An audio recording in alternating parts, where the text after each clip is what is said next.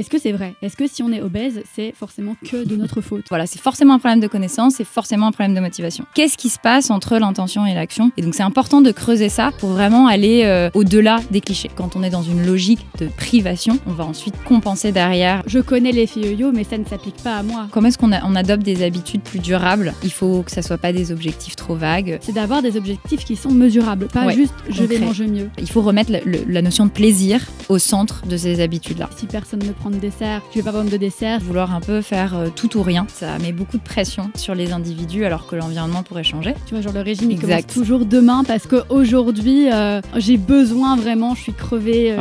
Attention sur les produits, à pas se faire un petit peu influencer. Qu'est-ce que c'est en fait les sciences comportementales, les sciences cognitives ? Pourquoi on fait ce qu'on fait ? Qu'est-ce qu'un biais cognitif ? Notre cerveau va pas apporter la même attention à toutes les informations, il va devoir sélectionner dans le but de prendre des décisions plus rapides et plus efficaces. Le choix sain, c'est pas le choix où je dois me battre, mais c'est le choix où en fait c'est le plus simple, le plus évident, le moins cher. Ça serait le rêve.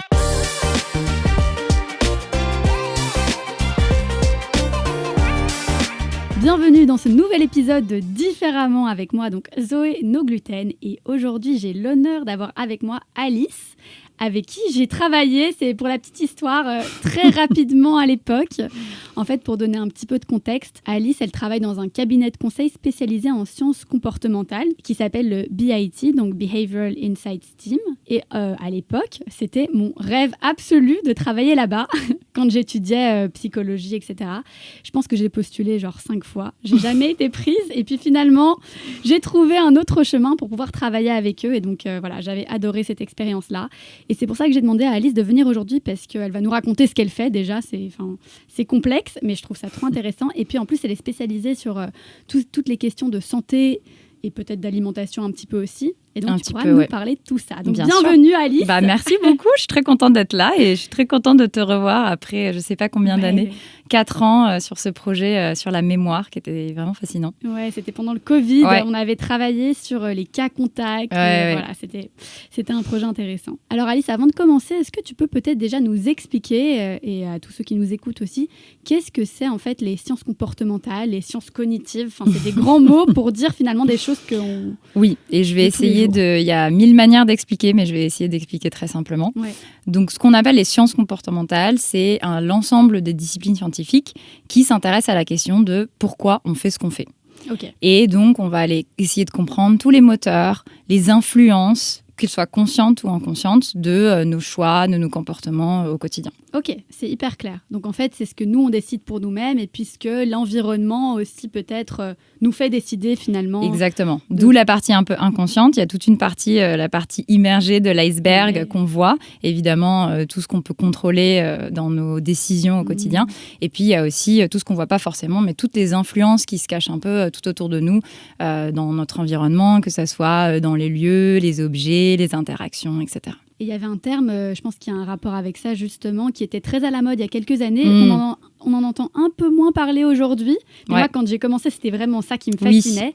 C'était les biais cognitifs. Oui. Est-ce que tu peux nous rappeler qu'est-ce qu'un biais cognitif ? Oui, en effet, c'était très à la mode. C'était vraiment très à la mode. Il y avait plein d'articles dans les journaux et tout. Et c'est vrai que les sciences comportementales, elles se sont beaucoup basées sur les biais cognitifs, mais elles n'étudient pas que ça. Et bien sûr, maintenant, il y a une prise en compte du contexte social, culturel, etc. Mais pour revenir aux biais, donc les biais cognitifs, c'est des sortes de raccourcis mentaux, donc un peu comme des automatismes qu'on va prendre, que notre cerveau va prendre, dans le but de prendre des décisions plus rapides et plus efficaces. Donc c'est vraiment dans une logique de on va conserver notre énergie et aller au plus rapide. Donc dans la plupart du temps, ça peut être assez utile. Ça nous permet de ne pas suranalyser tout et de prendre un peu des décisions rapides. Mais parfois, ça peut nous induire en erreur. Donc peut-être qu'on peut illustrer, parce que ça peut être un peu abstrait, un biais qui est assez connu, le biais de confirmation, que moi j'aime bien personnellement aussi. Donc le biais de confirmation, c'est déjà le fait de... On vit dans un monde qui est un peu saturé d'informations. Et donc, si on prend l'exemple de la nutrition, l'alimentation, je pense qu'on est vraiment là-dedans aussi. Et donc, notre cerveau ne va pas apporter la même attention à toutes les informations, il va devoir sélectionner. Et donc, comment il va sélectionner ? Eh bien, souvent, il va sélectionner en fonction de, en fait, ce en quoi on croit déjà. Et donc, on va absorber ces informations-là et on va avoir tendance un peu à rejeter les autres. Donc, par exemple, si j'ai regardé un docu sur le jeûne intermittent, ce qui est vrai d'ailleurs, et que je me convainc que c'est vraiment la solution pour être en bonne santé dans l'alimentation, etc. Si j'absorbe vraiment cette croyance, cette conviction, je vais avoir tendance, sans forcément que je m'en rende compte, à prendre en compte toutes les infos qui vont dans mon sens, qui disent que c'est super, et toutes les infos qui vont peut-être le critiquer, je vais un peu les dénigrer, ou je vais les mettre de côté, ou je vais tout simplement pas regarder. Et donc ça, c'est évidemment, il y a on peut appliquer ça à plein de sujets, mais en alimentation aussi, c'est vrai que ça nous polarise un peu aussi dans des croyances, chacun un peu son régime.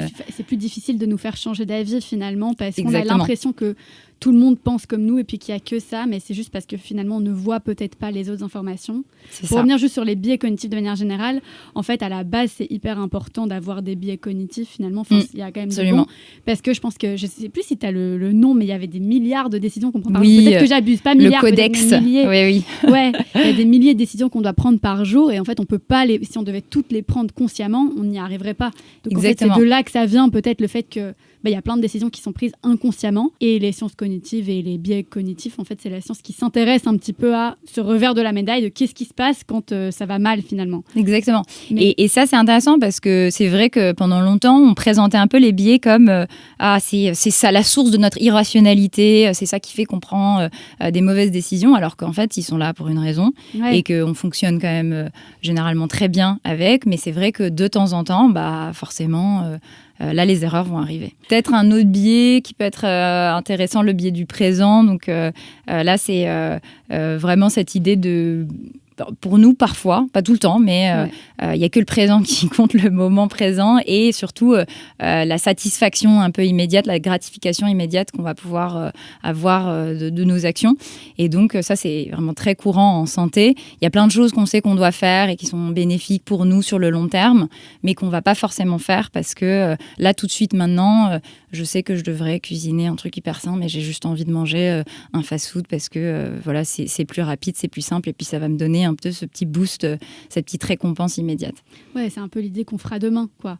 Tu vois, genre le régime, il commence toujours demain parce qu'aujourd'hui, aujourd'hui, voilà, j'ai besoin vraiment, je suis crevée, je suis triste, ou bien je suis content, et j'ai absolument besoin de manger ce cookie parce qu'il faut fêter, ou bien parce que ça va pas du tout dans ma vie.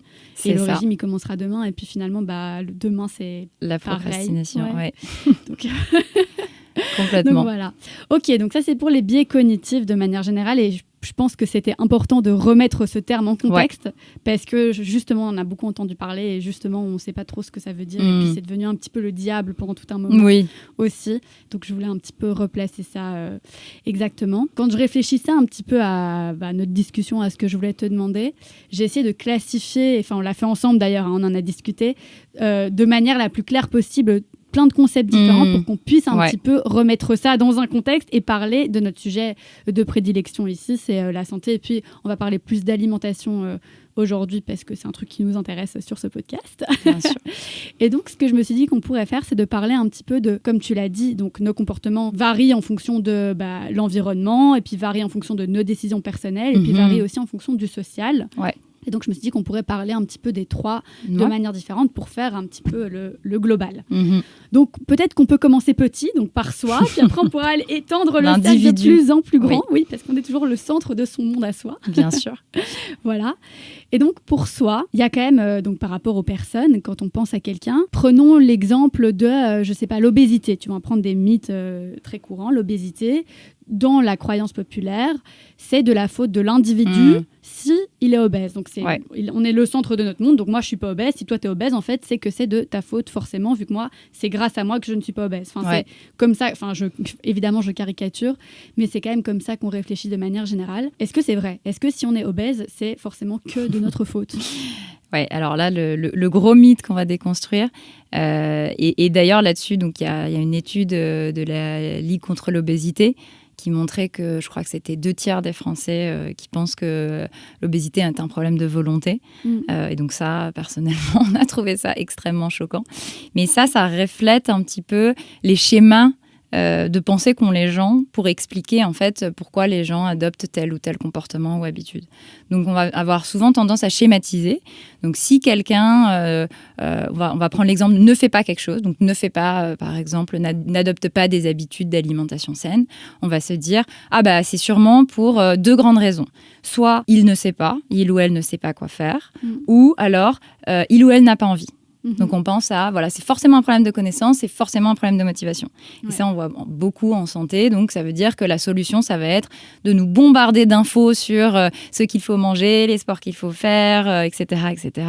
Et d'essayer d'augmenter cette soi-disant volonté qui manquerait. Alors qu'en fait, on voit que c'est pas du tout le cas. Et il y a d'ailleurs un énorme fossé entre les intentions et puis les actions.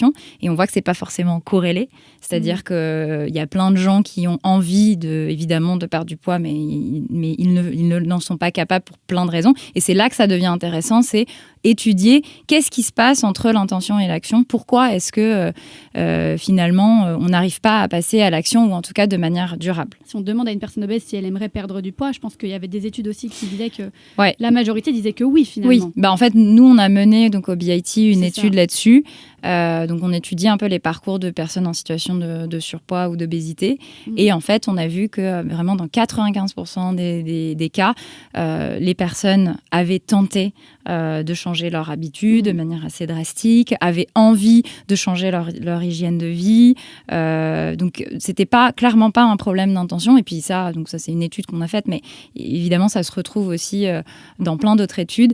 C'est pas une question de motivation, c'est une question d'autres facteurs. Donc, je sais pas si on rentre là-dessus maintenant. Mais alors, quels sont les autres facteurs qui font que l'intention n'est pas mise à l'acte, finalement? Donc, dans cet exemple on va dire, les habitudes qui vont mener à des situations, par exemple, de surpoids. Donc, ce qu'on a trouvé, c'était pas forcément une question de connaissance, c'est-à-dire que les gens, ils connaissent manger 5 fruits et légumes globalement, même si il y a quand même quelques défauts vraiment dans la connaissance concrète de comment bien s'alimenter, mais globalement, c'était pas trop une question de connaissance.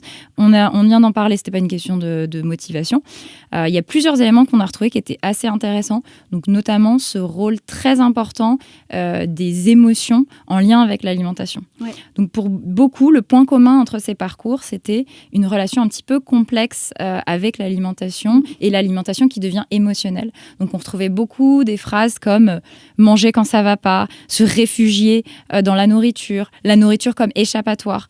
Et donc en fait, la nourriture devenait un moyen de gérer ses émotions négatives et son stress au quotidien. Et ce qui faisait aussi rentrer les personnes dans un cercle vicieux parce qu'elles n'allaient pas bien, donc elle mangeait et avait des mauvaises habitudes qu'elle savait mauvaises, mais parce qu'elle n'allait pas bien, c'était ce qu'elle considérait comme le seul choix à ce moment-là. Où beaucoup de personnes en fait se sentent complètement piégées et ont du mal à vraiment essayer de sortir de ça.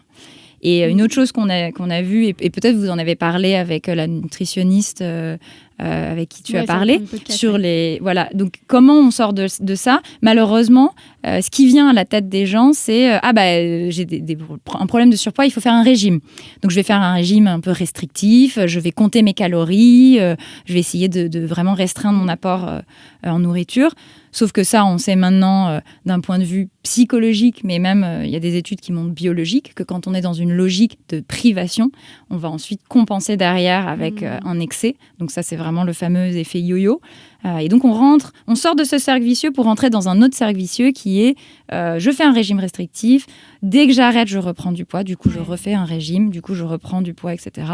Et ce qu'on avait aussi trouvé dans notre étude, c'est que on peut avoir l'impression que oui, c'est connu l'effet yo-yo, on sait que ça marche pas bien. Et pourtant, en fait, la plupart des gens n'ont pas vraiment identifié ces risques et pensent que c'est la seule solution pour changer ses habitudes, c'est d'avoir un régime drastique et le plus drastique, le mieux. Et là, j'ai envie de parler de nouveau d'un biais. Pardon, je te coupe. Vas-y, non, mais dis-moi. Non, mais c'est l'idée de dire que, en fait, je connais l'effet yo-yo, mais ça ne s'applique pas à moi. Oui, tu vois, bien sûr. C'est toujours l'idée que, en fait, les autres, bien sûr, ils n'y arriveront pas.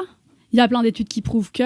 Mais statistiquement, il y a quand même des gens chez qui ça fonctionne, voilà, le régime restrictif. Et donc, je fais bien sûr partie des gens chez qui ça fonctionne. Évidemment, ouais, donc ça peut être le biais d'attribution. Oui. On pense toujours que c'est chez les autres, mais c'est pas chez nous. Et donc, en effet, oui, on peut se dire, bah voilà, l'effet yo-yo, mais moi, j'ai vraiment et on ramène tout ça, encore une fois, à la volonté. C'est ancré dans les mentalités. Moi, j'ai une volonté de faire, moi, je vais y arriver. Et évidemment, en fait, c'est des forces qui sont beaucoup plus grandes que nous. Et donc, on se retrouve vraiment pris. Et en plus de ça, vient une culpabilité parce que, ah là là, on pense que c'est notre faute si on n'est pas arrivé à tenir, alors qu'on ne se rend pas compte aussi de la force des émotions, des comportements aussi, même parfois un peu addictifs, etc. Donc déjà, voilà, les émotions, tout ça peut rentrer en compte. Après, il y avait, donc tu parlais un peu du social tout à l'heure. Ça, le social, c'est vraiment je dirais, l'influence que les gens ont le plus tendance à sous-estimer. On se rend jamais... Enfin, peut-être qu'on n'a pas envie d'avouer à quel point, en fait, on est susceptible à suivre aussi les comportements des autres et de se conformer aux autres.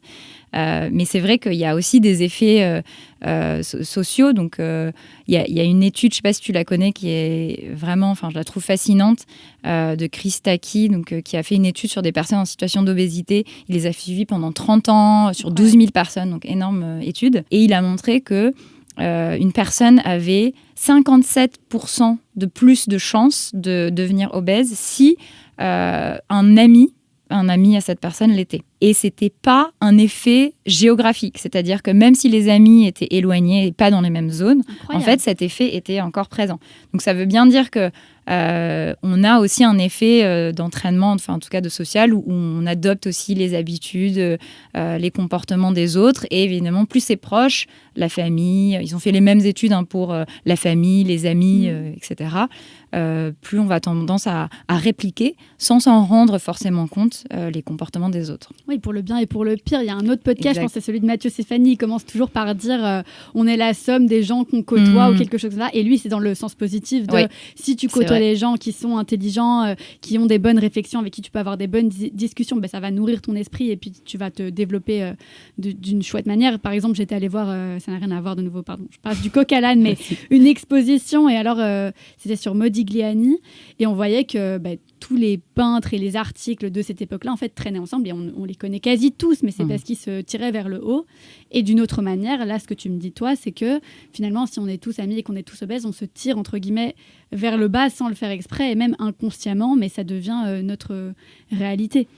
Ouais, exactement. Peu, en tout cas, il y a une influence, très claire du cercle social sur les habitudes alimentaires. Ouais. Et puis même, moins complexe, mais si je vais au restaurant avec des copines, on a quand même tendance à manger des choses qui sont similaires. Enfin, si personne ne prend d'entrée, je ne vais pas prendre une entrée. Si personne ne prend de dessert, je ne vais pas prendre de dessert. Si on a une qui n'a jamais faim et qui fait toujours partager 2 plats pour toi, on va partager 2 plats pour 3. Enfin, voilà, ça dépend quand même aussi des autres. Et puis, s'il y en a une qui mange... Enfin, si toutes les filles à ma table mangent que des salades, il y a quand même très peu de chances que je prenne un burger frites. Bien sûr.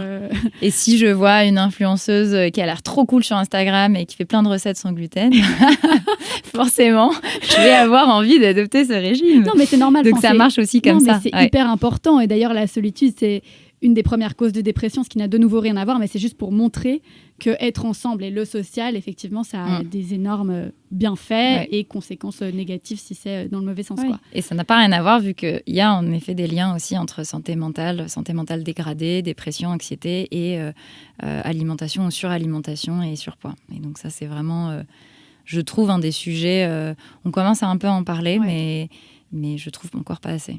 Ouais, parce que ça, je sais que c'est un sujet qui t'intéresse beaucoup aussi et sur lequel tu travailles beaucoup aussi. Et d'ailleurs, dans l'étude que vous aviez publiée l'autre jour, il y avait l'idée que quand on est en surpoids et qu'on demande aux personnes, tu me coupes si je l'explique pas bien, mais qui sont en situation d'obésité, chez qui est-ce qu'elles peuvent aller chercher de l'aide, il y en avait très peu qui mentionnaient un psychologue, par exemple. Alors que toutes les causes que tu viens de mentionner il y a à peu près 30 secondes sont des causes quand même qui sont vachement psychologiques. Oui, absolument. Parce qu'on n'est pas conscient de ce lien où on pense qu'on peut rien y faire.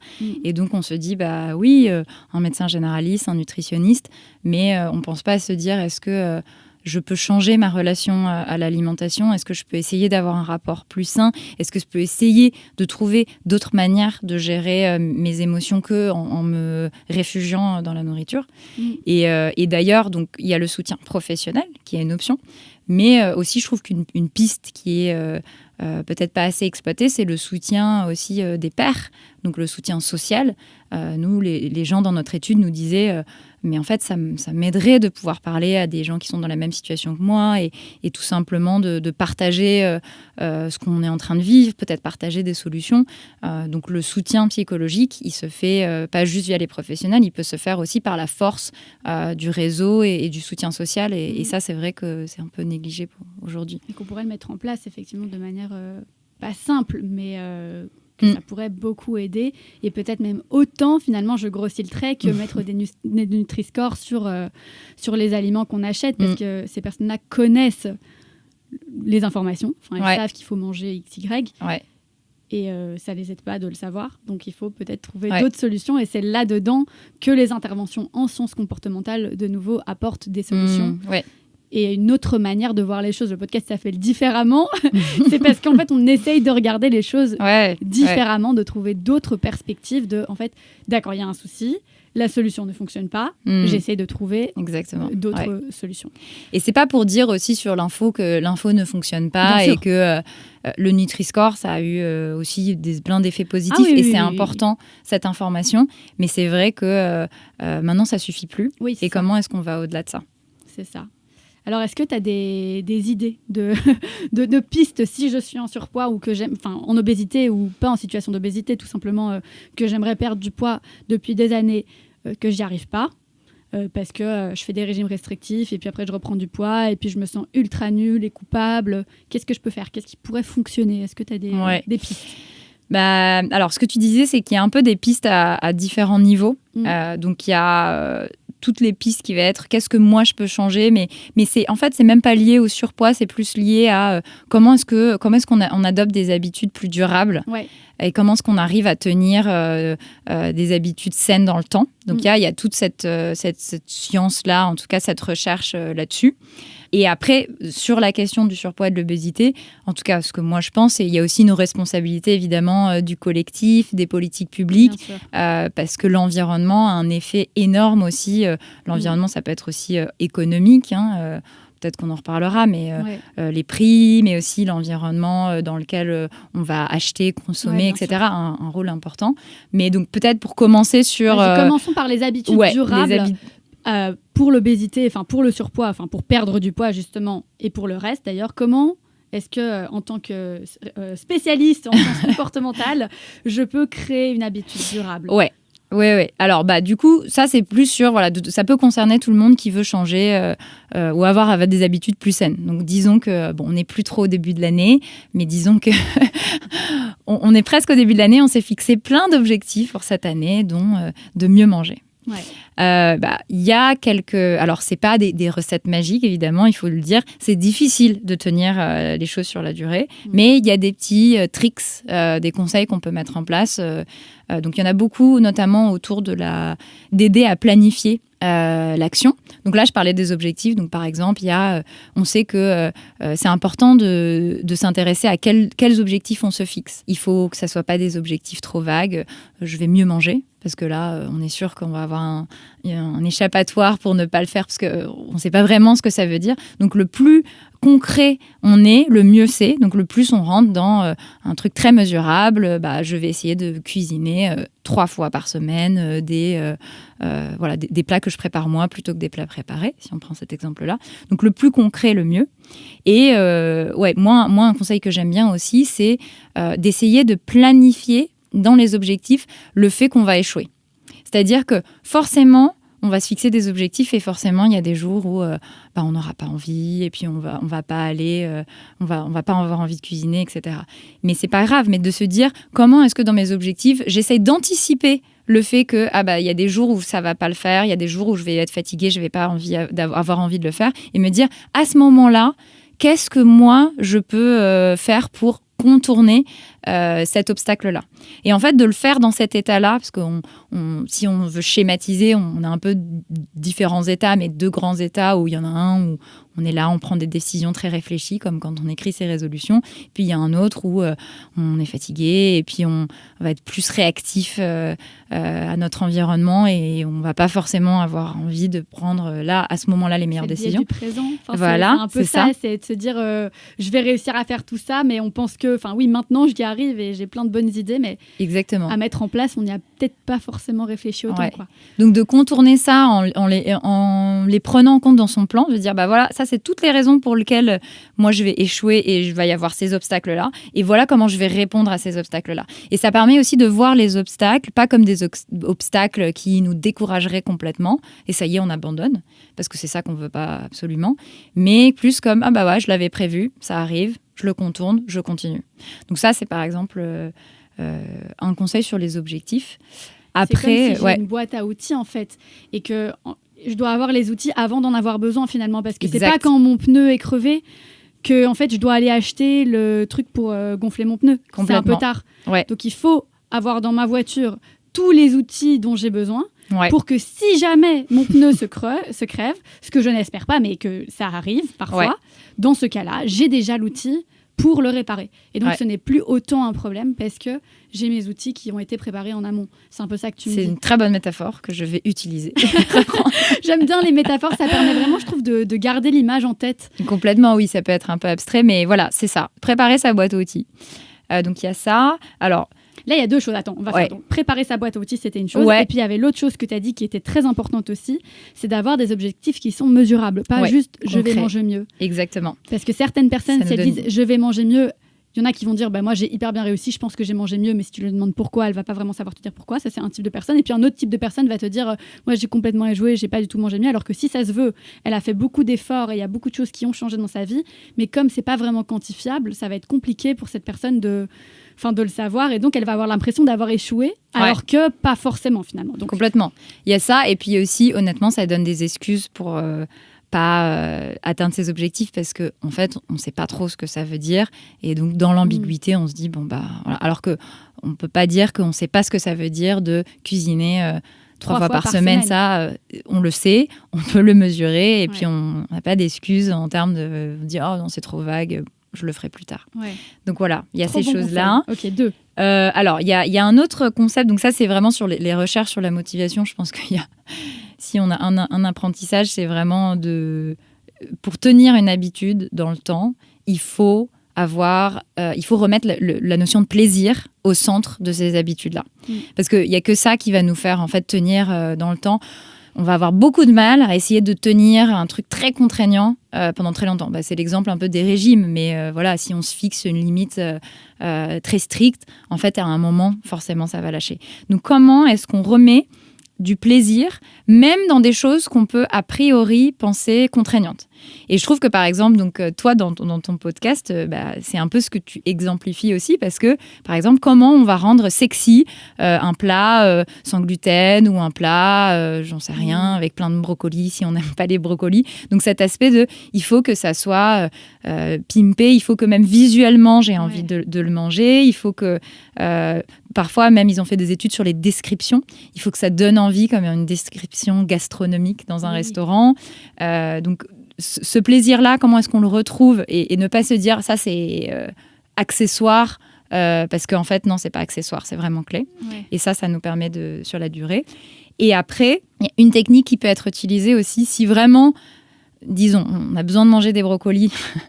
Je sais pas mieux comme exemple là, mais si on a besoin de manger des brocolis et on déteste les brocolis, de se dire à chaque fois que je cuisine des brocolis, je vais le coupler avec un truc qui va me donner du plaisir. Par exemple, je vais écouter un super podcast, je vais regarder une super série, pour que j'arrive quand même à associer ce plat avec une source de plaisir, si le plat lui-même ne peut pas me donner cette source de plaisir. Ça marche bien avec le sport, ça par exemple, il y a beaucoup de personnes qui s'autorisent à regarder leur série préférée par exemple, que si elles sont en train de courir, ou en train de faire du vélo, ou en train de marcher, en train de faire quelque chose que peut-être qu'elles ne feraient pas d'habitude, et donc au lieu d'être couchées dans leur lit à regarder la série, maintenant cette série égale faire du sport, donc elles ont limite envie d'aller au sport. Pas forcément pour faire le sport, mais c'est accessoire et on n'y pense plus trop, mais pour regarder la série, ça fonctionne hyper bien. Ouais, c'est une manière un peu de hacker son système, parce que comment on se crée des habitudes, en fait, il y a un peu ce système dont on parle en gros, il y a 3 éléments dans une habitude. Il y a le signal, le déclencheur, il y a du coup, l'habitude, enfin le comportement elle-même. Et ensuite, il y a la récompense. Donc, par exemple, si j'ai l'habitude de prendre une tasse de café le matin, le signal, c'est le déclencheur, c'est je me réveille. Ou alors, si quelqu'un a préparé du café, l'odeur du café.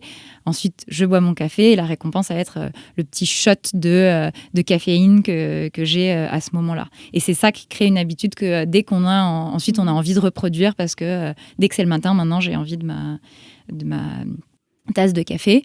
Et donc, en fait, on essaye de hacker en associant donc une récompense à ce comportement pour essayer de créer une habitude autour de ça. Et ouais. Une chose qu'on a tendance à faire, c'est de vouloir un peu faire tout ou rien. Ouais. Et donc ça, c'est aussi dans les objectifs. Justement, mon exemple de peut-être de 3 fois par semaine cuisiner. En fait, si ça se trouve, pour certaines personnes, c'est énorme et on se dit, il n'y a que ça. Ou sinon j'aurais échoué. Mais en fait, vraiment de ne pas hésiter à décomposer et de construire avec des espèces de micro-habitudes où on se dit, je commence par intégrer un peu de brocoli. Je ne sais pas pourquoi cet exemple de brocoli revient, mais un peu dans ma lasagne. Et puis ensuite, j'en fais un plat où c'est la moitié du plat. Et puis ensuite...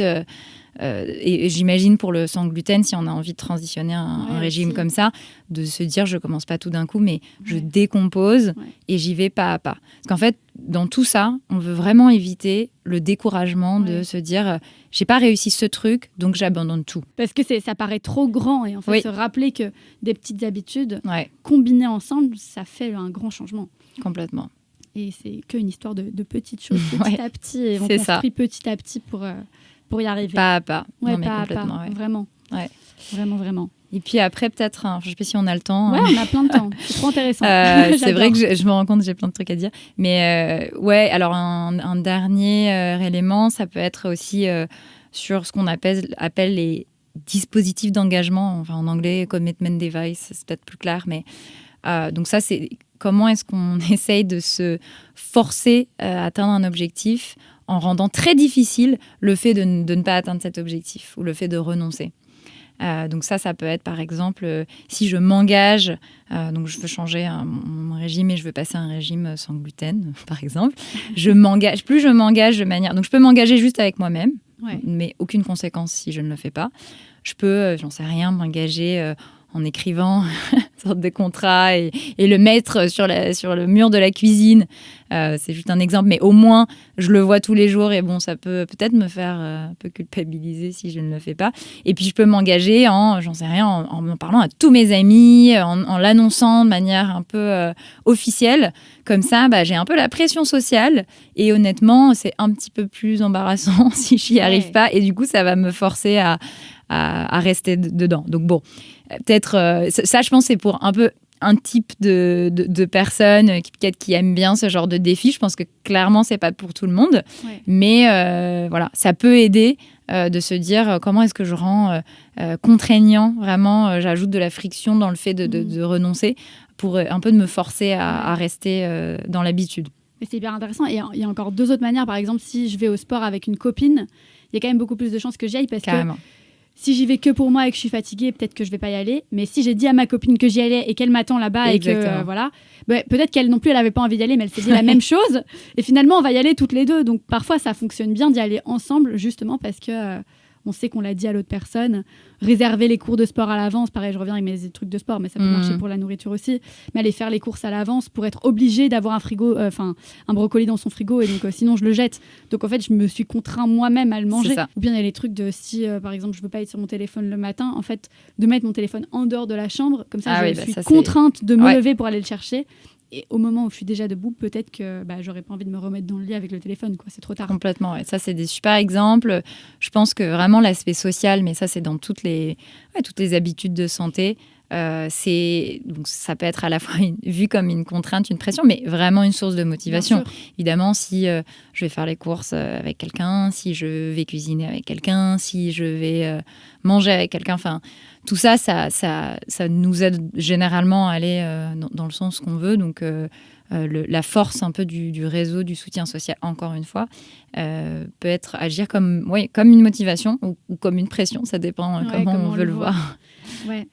Bon, mais super. Donc là, on a parlé de nous-mêmes, au centre de notre petit monde, de ce qui pourrait nous poser problème, et puis après, les choses qu'on pourrait mettre en place pour s'aider. On a parlé un petit peu du social et de comment est-ce que ça interagit avec nous-mêmes, en fait. Et puis, si on veut élargir la sphère, tu en avais parlé un tout petit peu au début du podcast, mais c'est hyper intéressant aussi. Et c'est, je pense, là-dessus aussi que tu travailles beaucoup. C'est tout ce qui est plus global, plus l'environnement. Comment est-ce que je peux changer l'environnement? Quelle politique publique est-ce qu'on peut mettre en place? Quelles règles est-ce qu'on peut mettre en place? Qu'est-ce qu'on peut changer dans l'architecture dans l'environnement, l'architecture du choix, je pense que tu as fait ça, pour faire en sorte que de bonnes habitudes soient plus facilement mises en place. Et quand on parlait, tu avais une super métaphore par rapport à ça. Je ne sais pas si tu veux la dire. Oui. La métaphore de la rivière. Et en effet, je pense que le rôle de l'environnement, ça, c'est un sujet qui aussi me tient un peu à un cœur parce que justement, on ne veut pas tomber dans l'écueil de mettre un peu toute la responsabilité sur l'individu de changer, surtout si le système en soi n'est pas sain, parce que ça met beaucoup de pression sur les individus alors que l'environnement pourrait changer. Donc, cette métaphore de la rivière. Si on imagine, donc nous, petits individus, on veut nager et on a un but d'arriver tout en haut de cette rivière. Donc, on peut se dire, pour y arriver, qu'est-ce qu'on peut faire? Je peux te donner plein d'infos sur la direction de la rivière, etc. Donc, vraiment, améliorer ta compréhension de ton parcours. Donc ça, c'est de l'information. Je peux essayer de t'outiller, donc je te donne des brassards, une petite bouée, etc. Je peux essayer de te motiver, te dire « Allez, on y va », te donner plein d'outils de motivation. Donc tu peux essayer d'aller en haut de cette rivière. Mais si le courant est à contresens, en fait, tu auras beau essayer avec même tous tes brassards, etc., de remonter cette rivière. En fait, le moment où tu vas en fait te fatiguer et que tu n'en pourras plus, et tu vas te faire complètement emporter par ce courant.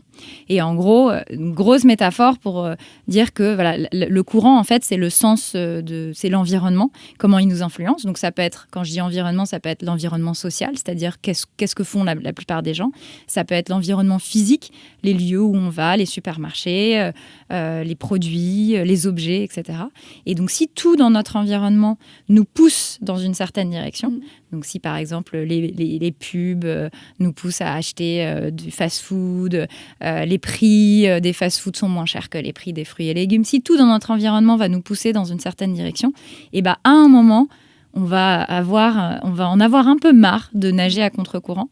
Et donc, oui, c'est important d'outiller les gens, de les informer, de les motiver, de donner tous ces conseils, etc. Mais il faut agir sur l'environnement pour que, au final, le sens du courant, ça soit le même que le sens de la santé et des bonnes habitudes. Et donc, là-dessus, on peut agir sur plusieurs éléments. Donc, je parlais produits et lieux, par exemple. Donc, sur les produits, par exemple, sur les emballages. On reparle de l'alimentation. On va reprendre notre exemple toujours de l'alimentation. OK, maintenant, je suis dans mon environnement. Imaginons, je vais au supermarché. Et toi, tu me dis, le supermarché est peut-être à contre-courant pour plein de raisons différentes. Et quelles sont ces raisons? Donc, il y a l'emballage, par exemple. Oui, complètement. Donc, je vais au supermarché. Donc, sur mon emballage, donc déjà, il y a la question, sur les produits, il y a la question des prix, qui est quand même une question vraiment importante. Même, on le voit dans notre étude sur le surpoids et l'obésité. C'est vraiment important de dire, c'est pas tout à fait de la faute des individus, même pas du tout de la faute des individus, mais aussi que parfois, il y a des contraintes économiques qui fait qu'on va au moins cher. Et souvent, le moins cher, c'est les produits transformés, sucrés, etc.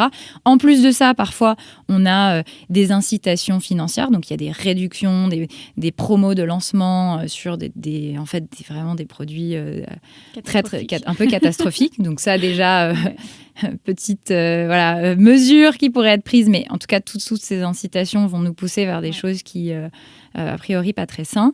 Il y a tout ce qui se passe au niveau de l'emballage qui est assez intéressant aussi. Donc, le Nutri-Score, c'est très bien parce que ça nous donne quand même...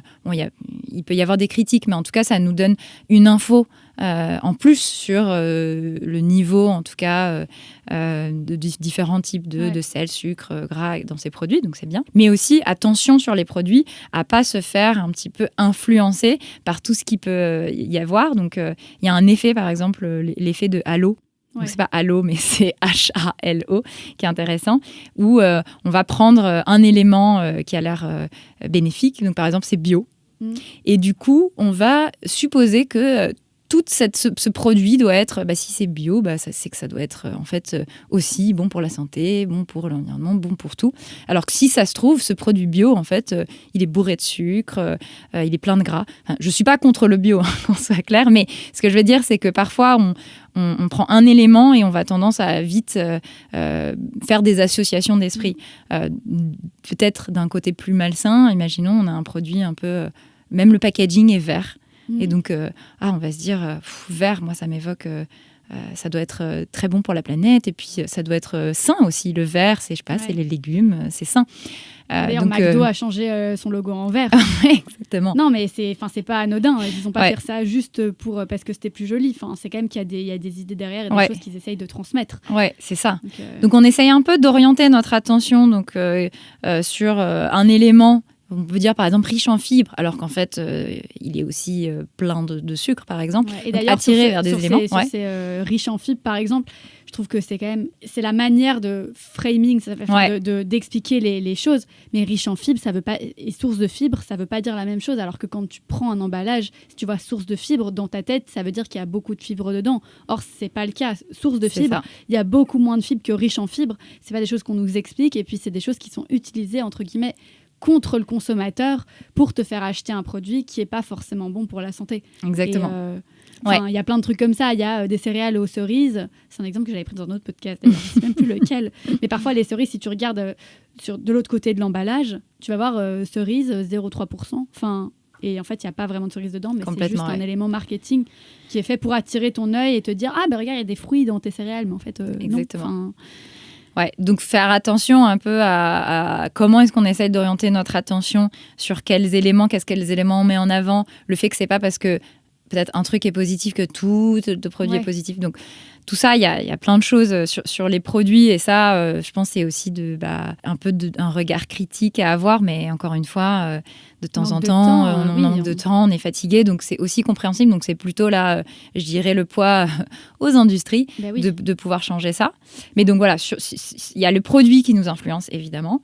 Il y a les lieux. Et donc ça, je trouve que c'est intéressant parce qu'on n'en a peut-être pas toujours conscience. Mais par exemple, quand on rentre dans un supermarché, les sucreries, les viennoiseries, tout ça, où est-ce que c'est placé ? Donc soit dans l'entrée, généralement, soit aux caisses. Ça, c'est un peu assez standard. Et évidemment, c'est pas une coïncidence parce que on rentre et on a faim et on prend le premier truc et on attend aux caisses pendant 10 minutes et on se dit « Ah, c'est marrant, il y a ce petit téléachat et puis à côté, il y a ces petits bonbons. » Et puis, voilà. Donc,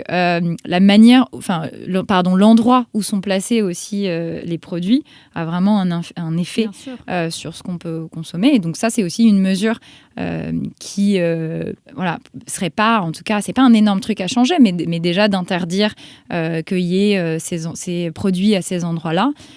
Et ça pourrait avoir un impact. Ça pourrait avoir un impact, mais même pas que dans les supermarchés. Cette architecture de choix, cette manière de positionner les produits. Par exemple, dans les cantines aussi, le fait de mettre, je sais pas moi, les gâteaux avant les fruits et les fruits tout à la fin, quand les enfants ont déjà pris tout sur leur plateau. En fait, il y a très peu d'enfants qui vont finalement prendre des fruits parce que leur plateau est déjà plein. Et puis clairement, entre une pomme et un gâteau au chocolat, l'enfant, il a plutôt envie du gâteau au chocolat. Mais si la pomme avait été mise en avant le gâteau et que le gâteau venait tout à la fin, etc., et qu'on l'incite vraiment à prendre la pomme, il y a quand même beaucoup plus de chances que l'enfant se serve de cette pomme. Je pense qu'il y a des études d'ailleurs là-dessus. Oui, j'ai plus les références exactes. Mais c'est pour dire que dans les supermarchés, bien sûr, et aux caisses, bien sûr, mais il y a plein d'aspects de la vie bien sûr, des enfants dans laquelle c'est hyper important. Complètement, c'est l'emplacement des choses. Est-ce que c'est à hauteur d'œil ? Est-ce que c'est à un moment où on attend ? Enfin, tout ça est fait de manière un peu aussi consciente. Et il faut en avoir conscience. Aussi, il y a des prix. Je pense qu'être à hauteur de regard pour les marques, c'est peut-être plus cher de positionner là dans les supermarchés que d'être tout en haut ou tout en bas où personne nous voit, ce qui est logique. Mais c'est sûr qu'il y a des pour et des contre à poser dans la balance du côté des industriels cette fois-ci. Oui, complètement. Et donc ça, changer ce système-là en fait, c'est inverser les incitations. Pour qu'en fait, tout ce qui est mis en avant, ça soit les fruits, les légumes, les produits plus sains, ou en tout cas moins mauvais, on va dire. Et que, en fait, on ne mette pas autant... Enfin, c'est même pas... je trouve que c'est plus de ne moins mettre en avant ces produits-là qui sont en fait extrêmement mis en avant, et même par la pub aussi, évidemment. Ouais, bien sûr. La pub, d'ailleurs, pour des enfants, pour des fast-foods, ça commence très, très tôt. Et voilà, donc moins mettre en avant ces produits. Évidemment, financièrement, donc il y a aussi des initiatives comme ça, la taxe sucre, par exemple, sur les sodas, etc. Ça a été mis en place au Royaume-Uni, partiellement en France, et c'était un débat jusqu'à il n'y a pas longtemps, mais évidemment taxer aussi peut-être les produits qui sont plus sucrés, par exemple. Ouais. Donc tout ça pour, en fait, concourir à ce que le courant, il aille dans la même direction que nous, on a envie d'aller, qui est en fait le choix sain. C'est pas le choix où je dois me battre et je dois payer plus d'argent et c'est plus difficile pour moi de faire ce choix, mais c'est le choix où en fait c'est le plus simple, le plus évident, le moins cher. Ça serait le rêve. Clairement, il y a un dernier exemple mais qui me rend folle, c'est les tailles des portions. Parfois, tu as une mini bouteille de jus de fruits et là, tu vas voir qu'en fait, dans ta bouteille, il y a 2, 3, 4 portions, alors que les industriels savent très bien que la personne va boire tout le jus. Enfin, c'est juste que par rapport aux portions, tu peux pas mettre qu'une portion, c'est 40 grammes de sucre, et donc ils vont te dire qu'il y a 4 portions. Ouais. Alors que finalement, si dans ton paquet, même pour les paquets de biscuits, parfois un paquet de biscuits, c'est 4 portions parce qu'il y a 4 biscuits dedans, mais c'est vrai que la personne va manger les 4. Donc en fait, elle a mangé 4 portions. C'est comme dans les paquets de chips. Enfin, il y a ça pour plein de choses différentes, et tu te dis, ça te rend pas la vie facile, quoi. Oui, s'arrêter au quart ou au tiers du paquet de chips parce qu'il y a marqué 3 portions, c'est quasiment impossible. Alors que si le paquet a été 3 fois plus petit, eh ben, ça faciliterait quand même les choses, parce qu'il y a quand même moins de chances que tu ouvres 3 paquets de chips que de manger tout le paquet en entier, quoi. Oui, complètement. Puis ça demande un effort justement d'être tout le temps dans cette démarche un peu critique. Donc heureusement, il y a des initiatives pour simplifier. Je pense à Nutri-Score, mais il y a aussi Yuka, par exemple. Ouais. Mais bon, moi, je scanne quand même pas mal. Mais plein de choses. Donc déjà, faciliter ça, c'est bien. Et puis après, ça, c'est des mesures plus fortes. Mais pourquoi pas taxer, réguler aussi. Mais c'est fait sur certaines choses. Pour les cigarettes, je pense que le prix, il augmente quand même chaque année aussi. Donc, c'est fait. C'est juste que c'est pas encore fait sur l'alimentation. Mais c'est pas des mesures qui sont complètement délirantes. Enfin, c'est des mesures qui existent de santé publique. Voilà. Mais donc, pour en revenir à le surpoids, l'obésité est un problème de volonté. Enfin, voilà, je pense qu'on a un peu... plutôt non. Enfin, on a beaucoup de preuves que... En fait, il y a plein de facteurs qui rentrent en compte, et pas seulement celui de la motivation. Et on peut être très motivé et pas y arriver pour toutes les raisons précisées. Exactement. Quoi. En fait, l'essentiel, c'est de ne pas rentrer dans une logique de « j'ai échoué, j'abandonne tout ». Et en fait, se dire... il y a des moments où ça va être plus difficile, il y a des moments où je ne vais pas tenir, mais je vais quand même essayer et je vais tout faire en place pour que ça fonctionne. Mais si à un moment, on est humain, on a justement ces déviations, et c'est pas très grave, et puis on se remet un peu sur le chemin. Donc il ne faut pas que cette recherche aussi d'objectifs, de changement d'habitude, etc., devienne tellement perfectionniste que en fait, chaque écart est considéré comme un échec. Ça, je pense que c'est important d'être vraiment dans cette indulgence-là aussi. Bah oui, mais parce que de toute façon, si ça devient une source de stress et une source d'échec, il n'y a aucun moyen de... Enfin, c'est contre-productif de toute manière. Ouais. Parce que si on va culpabiliser à chaque fois qu'on a mal fait un petit truc, on ne va jamais arriver à ses objectifs, parce que c'est sûr qu'on va rater à certains moments. Donc, Tout ça pour dire, c'est pas aussi simple qu'une histoire de volonté. Mais il y a aussi plein de choses qu'on peut faire et qu'on ne fait pas même encore forcément maintenant pour arriver à amener les gens vers ça. Il y a encore beaucoup de marge de progression dans le travail. C'est ça que tu nous dis. C'est ça. Tous les jours d'arrache-pied, tu es dessus, tu es sur le sujet. Quoi. Voilà, j'essaye. Trop chouette. Écoute, je pense qu'on a dit plein de choses et c'était hyper complet et je pense que c'était très intéressant. Je sais pas s'il y a des sujets que tu aurais voulu aborder et que j'ai peut-être omis ou que, je sais pas, ou d'autres choses que tu voulais mettre en avant. C'était hyper complet, puis ça se voit que aussi toi t'es calé sur le sujet psychologie. À l'époque, j'adorais ça, mais c'est vrai que il y a eu des trajectoires de vie, quoi. Mais non, mais c'est fascinant parce que donc pour dire, j'ai pas raconté ce que je faisais, mais donc au BIT, en gros, je gère les projets en santé mentale, et c'est vrai que je trouve que l'alimentation spécifiquement, c'est un sujet vraiment fascinant. Parce qu'il y a beaucoup de psychologique aussi dedans et voilà, et c'est un sujet tellement clé, il y a des liens entre l'alimentation et plein d'autres sujets de santé, donc voilà, moi aussi, c'est un sujet un peu de prédilection, donc j'étais vraiment contente de pouvoir en parler avec toi. Mais c'est vrai, parce que la majorité des gens mangent 3 fois par jour au minimum quand même. Ouais. Et oui, mais c'est pas un sujet sur lequel on se pose beaucoup. Enfin, c'est des choix qui sont souvent inconscients ou bien qui sont conscients, mais voilà, qui sont très répétitifs. On mange souvent la même chose, comme tu le disais, dans les mêmes endroits, avec les mêmes personnes. Et se poser sur le sujet et se poser les questions de, en fait, pourquoi est-ce que je mange ça? Comment est-ce qu'il faudrait manger? Et tout ça. Et c'est pas des questions qu'on se pose tous les jours. Et pourtant, c'est essentiel, finalement. Complètement. Il faut remettre ça au centre de nos préoccupations. Ouais. Non, mais je pense que ça l'était peut-être plus il y a quelques années, enfin il y a 100 ans, parce que c'était un sujet qui réunissait beaucoup. Aujourd'hui, l'alimentation est peut-être plus le sujet phare, parce qu'on pense à plein d'autres choses, mais ça reste un sujet qui est hyper important pour notre santé et qui détermine quand même beaucoup de choses. Qui détermine notre humeur, j'en ai parlé avec Émilie, qui détermine notre santé de manière générale, qui détermine nos journées, quoi. Si on va se sentir bien, pas bien. Nous sommes ce que nous mangeons. C'est ça. Très belle conclusion. Merci beaucoup. Alors, merci à toi. Je ne sais pas si on peut te retrouver quelque part. On n'en a pas parlé. Je ne sais pas si tu aimerais que... Enfin, je sais pas s'il y a des gens qui ont écouté le podcast et qui aimeraient te contacter pour diverses raisons, professionnellement, je ne sais pas. Ouais, complètement. Je peux laisser mon mail. Je ne sais pas si très bien. Un endroit pour ça. Je suis sur LinkedIn aussi, Alice Escande. Et puis voilà. Et en vrai, n'hésitez pas. Trop je suis bien. contente de parler de ça. Trop chouette. Et puis je mettrai peut-être le lien aussi du site du BIT au cas où. Je ne sais pas si vous travaillez avec des privés aussi ou que. Enfin, mais je pense que oui. Donc il y a des entreprises. Oui. Donc on travaille en gros sur. Nous, c'est des missions d'intérêt général. Donc beaucoup avec le public, mais aussi avec des fondations, du privé quand les missions sont alignées avec cette idée d'impact social. Trop bien. Écoute, je mettrai toutes ces informations-là, ainsi que toutes les études desquelles on a parlé. Je vais essayer de retrouver quand même je pourrais te les envoyer. Tous les liens.